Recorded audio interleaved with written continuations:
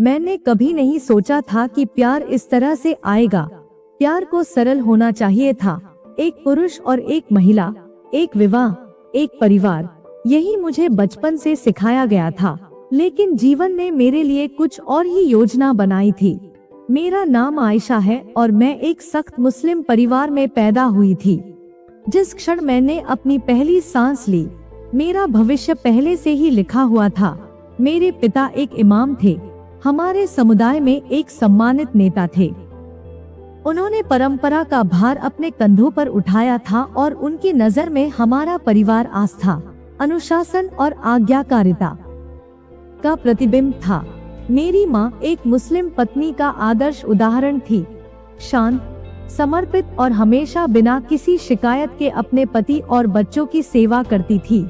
उन्होंने कभी अपनी आवाज नहीं उठाई, कभी सवाल नहीं किया, कभी उनके लिए निर्धारित मार्ग से नहीं भटकी और मुझे छोटी उम्र से ही उनके नक्शेकदम पर चलने की उम्मीद थी।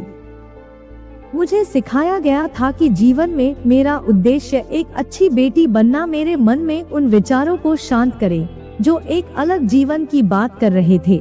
एक ऐसा जीवन जहां मैं चुन सकती थी कि मुझे किससे प्यार है। एक ऐसा जीवन जहां मैं स्वतंत्र हो सकती थी।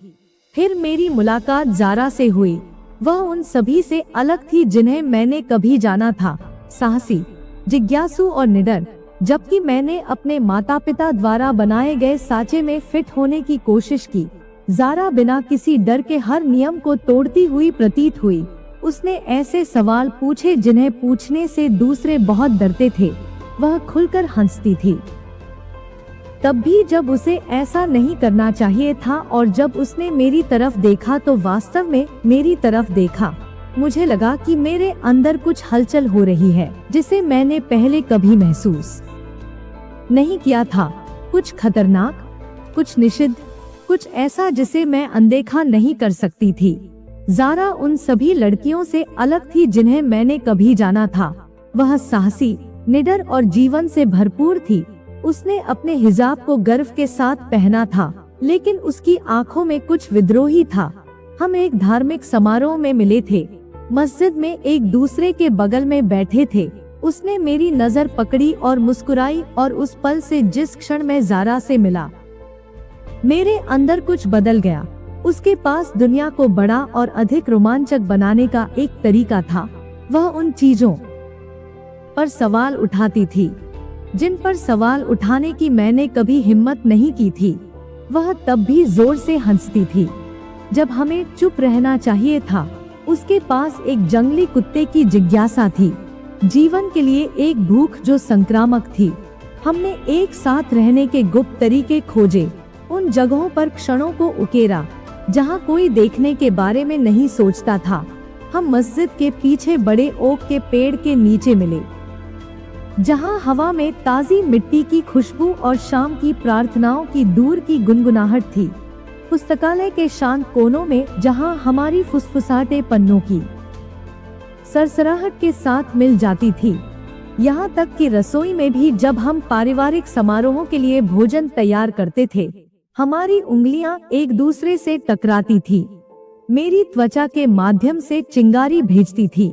हर नजर एक संदेश थी, हर स्पर्श एक रहस्य था। एक शाम हमने खुद को अंतिम प्रार्थना के बाद बाहर उसके चेहरे की आकृति का पता लगाया। उस रात उसके बारे में कुछ अलग था। उसकी आंखों में कुछ भारी सा था, जैसे वह कोई रहस्य समेटे हुए थी जिसे पकड़ना बहुत मुश्किल था। वह मेरी ओर मुड़ी, उसकी आवाज बमुश्किल एक फुसफुसाहट थी। क्या आपको कभी ऐसा लगता है कि आप मेरे दिल में फिट नहीं होते हैं? एक धड़कन रुक गई। मैंने जोर से निगल लिया और पूरे समय सिर हिलाया। उसने सांस छोड़ी। उसकी उंगलियां घास के एक पत्ते से खेल रही थी।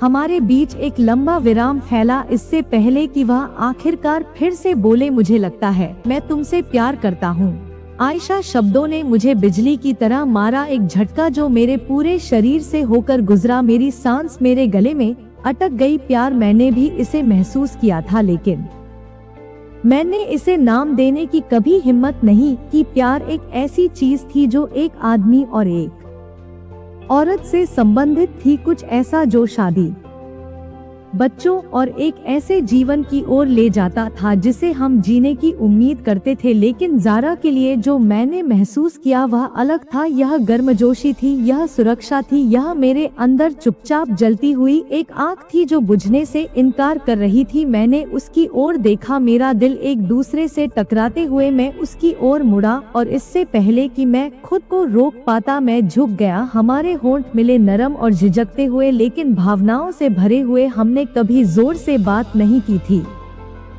मैंने जल्दी से खुद को दूर खींच लिया, मेरा दिल जोर से धड़क रहा था। ज़ारा, यह हराम है। उसने मेरे हाथों को अपने हाथों में ले लिया। जो कुछ इतना सही लगता है वह गलत कैसे हो सकता है? मेरे पास कोई जवाब नहीं था। मुझे बस इतना पता था कि मैं उसके साथ रहना चाहता था। हमने मुस्कुराहट और लंबे स्कार्फ के पीछे छिपते हुए अपने गुप्त संबंध को जारी रखा, लेकिन डर ने हमें कभी नहीं छोड़ा। हम जानते थे कि अगर हमारे परिवारों को पता चल गया तो हम सब कुछ खो सकते हैं।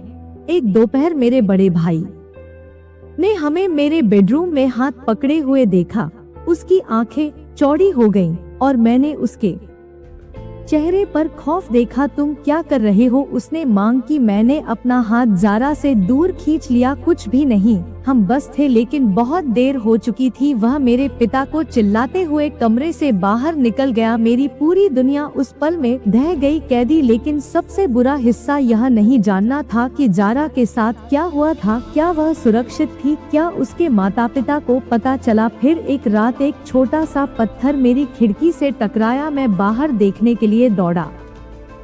ज़ारा वहीं खड़ी थी, उसकी आंखों में आंसू थे। मैं तुम्हारे बिना नहीं रह सकती आयशा, उसने फुसफुसाते हुए कहा। हमें जाना होगा। भागना खतरनाक था लेकिन रहना बदतर था। अगर हम रुके तो हम टूट जाएंगे। ऐसे जीवन जीने के लिए मजबूर किए जाएंगे जिन्हें हमने नहीं चुना था। पुरुषों से शादी करके हम प्यार नहीं करते। एक ऐसे भविष्य में फंस गए जहां हमारा दिल अब हमारा नहीं है। प्यार चाहे कितना भी गहरा हो, हमें एक ऐसी दुनिया में बचाने के लिए पर्याप्त नहीं होगा जो समझने से इनकार करती है। हमने हफ्तों तक छोड़ने के बारे में फुसफुसाया था। जब कोई नहीं था तब धीमी आवाज में बात करते हुए स्क्रैप पेपर के टुकड़ों पर मार्गो का पता लगाना, कल्पना करना कि स्वतंत्रता कैसी होगी। लेकिन कल्पना करना एक बात, मैंने घर में हर आवाज को सुनने की हिम्मत की। मेरे दिल की धड़कनें तेज हो गई। मेरे पैरों के नीचे लकड़ी के फर्श की आवाज एक चेतावनी की तरह महसूस हुई। जैसे कि मैंने अपना बैग बंद किया, मेरी उंगलियां कांप उठीं। मुझे उम्मीद थी कि मेरे पिता की आवाज सन्नाटे को चीरती हुई मेरा नाम पुकारेगी। मुझे उम्मीद थी कि मेरे भाई के कदम दरवाजे से तेजी से घुसेंगे। उसका गुस्सा मुझे पूरी तरह से निगल जाएगा। लेकिन घर में केवल शांति थी। बाहर के पेड़ के बीच से हवा फुसफुसा रही थी, रात की खुशबू लेकर आ रही थी। नम धरती, पड़ोसी की आग से दूर का धुआं, उस जगह की जानी पहचानी हवा जो हमेशा से मेरा घर थी। लेकिन अब वह घर नहीं थी। मैंने ज़ारा की ओर रुख किया। उसका चेहरा मंद चांदनी में मुश्किल से दिखाई दे रहा था। उसकी आंखें मेरी आंखों से मिली और एक पल के लिए हम बस वहीं खड़े रहे, एक ही हवा में सांस लेते हुए। हम जो चुनाव कर रहे थे उसका भार महसूस करते हुए। यही है, उसने फुसफुसाया, फिर भी सिर हिला दिया। अगर हम पकड़े गए तो हम सब कुछ खो देंगे। अगर हम चले गए तो हमारे पास एक मौका हो सकता है। हम पीछे के दरवाजे से निकल गए। ठंडी रात की हवा हमें चारों ओर से चेतावनी की तरह लपेट रही थी। सड़कें खाली थीं। सड़क पर आवारा बिल्ली की कभी कभार छाया दिखाई देती थी। हर कदम के साथ मेरा दिल तेजी से धड़क रहा था, लेकिन मैं ज़ारा का हाथ पकड़कर चलता रहा, जैसे जाने देना मतलब उसे हमेशा के लिए खोना होगा। हम शहर से शहर घूमते रहे, एक ऐसी जगह की तलाश में जहां हम स्वतंत्र हो सके। यात्रा हमारी कल्पना से अधिक कठिन थी। ऐसी रातें भी थी जब हमारे पास सोने के लिए कोई जगह नहीं थी, बस स्टेशनों या परित्यक्त इमारतों में गर्मी के लिए एक साथ सिमटे रहते थे। ऐसे दिन भी थे जब भूख हमारे पेट में दर्द करती थी क्योंकि हमारे पास भोजन के लिए पर्याप्त पैसे नहीं थे। और फिर ऐसी नजरें, उसका स्पर्श, मेरी त्वचा पर उंगलियों का एक साधारण स्पर्श मुझे याद दिलाता था कि हम अभी भी जीवित हैं, अभी भी उस प्यार के लिए लड़ रहे हैं जो एक रात हमसे लगभग चुरा लिया गया था, जब हम एक छोटे से किराए के कमरे में एक पतले गद्दे पर लेटे थे। ज़ारा मेरी ओर मुड़ी। क्या तुम्हें इसका पछतावा है? मैंने उसकी ओर देखा, उस लड़की की ओर जिसने मेरे लिए सब कुछ जोखिम में डाला था, उस लड़की की ओर जिसके लिए मैंने सब कुछ जोखिम में डाला था। नहीं, मैंने फुसफुसाया, क्योंकि मेरे पास तुम हो। उसने अपना माथा मेरे माथे से दबाते हुए मुस्कुराया। फिर बस हमें यही चाहिए था, और हफ्तों में पहली बार मैंने वर्षों बाद उसकी बात पर विश्वास किया। मैं अपने छोटे से अपार्टमेंट में ज़ारा के पास बैठा था। मेरे हाथों के बीच गर्म चाय का एक कप था। पर्दों से छनकर आ रही सुनहरी सुबह की धूप दीवारों पर रोशनी की नरम पैटर्न बना रही थी। कमरे में ताज़ी बनी कॉफी की महक आ रही थी और मोमबत्तियों से चमेली की हल्की खुशबू आ रही थी, जिन्हें हम हर रात जलाते थे। यह एक शांत सुबह, बाहर खुली खिड़की से जीवन की ध्वनि आ रही थी। बच्चे हंस रहे थे, चिड़िया चहचहा रही थी। शहर की दूर की गुनगुनाहट जो हमारा सुरक्षित आश्रय बन गई थी। यहाँ भय से मुक्त, अतीत की भारी जंजीरों से मुक्त होना लगभग अवास्तविक लग रहा था। ज़ारा ने अचानक अपनी पेंसिल नीचे रखी और मेरी ओर मुड़ी। उसकी भूरी आंखें भावनाओं से भरी हुई थी। उसने मेरा हाथ पकड़ा। उसकी उंगलियां मेरी उंगलियों से गर्म थी। हमने इसे बनाया, उसने धीरे से दबाते हुए फुसफुसाया। जैसे ही मैंने उसे देखा, मेरी आंखों में आंसू आ गए। मैंने उन सभी चीजों के बारे में सोचा जो हमने सहे थे। डर की रातों की नींद हराम करना, अंधेरी सड़कों पर दौड़ना, केवल कपड़ों का एक छोटा सा बैग लेकर, अजनबियों की ठंडी निगाहें जो समझ सकते थे कि हम अलग हैं।